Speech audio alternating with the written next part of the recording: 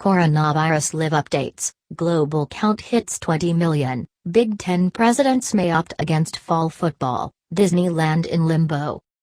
Representative Anthony Gonzalez, the former Ohio State and NFL wide receiver, on Monday poured out an impassioned criticism of the Big Ten Conference's pending decision to not stage football games this fall.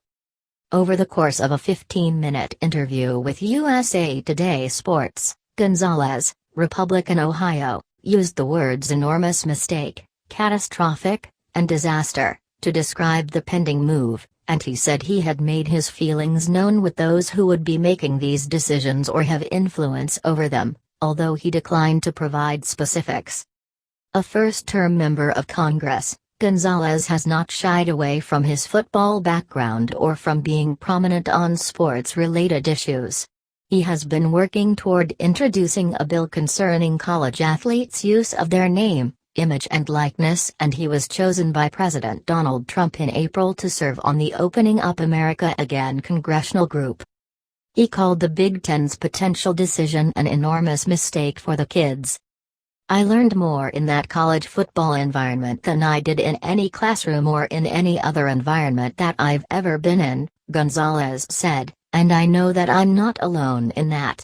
So, to take that opportunity away from these kids, many of whom come from some of the most difficult backgrounds that this country has to offer, I think is catastrophic for them.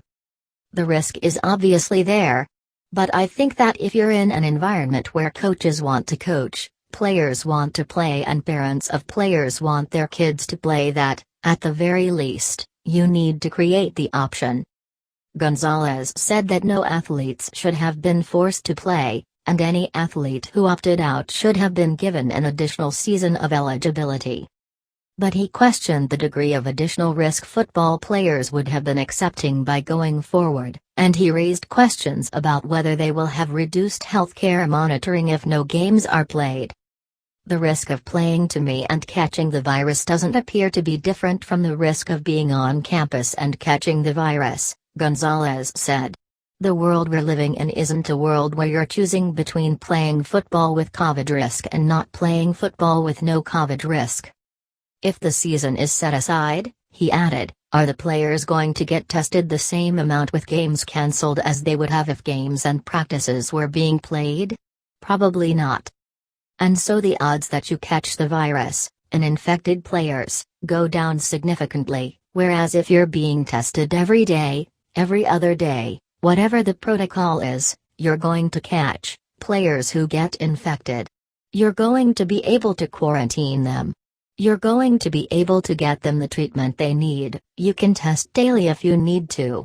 You can do all the MRIs that you need to do to check the health of the heart." Gonzalez predicted that if schools stage games in the spring, all of your top players and all of your seniors would not play.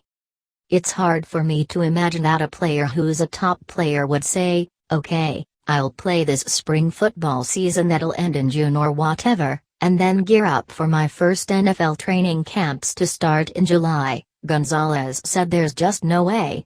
Talk about unhealthy."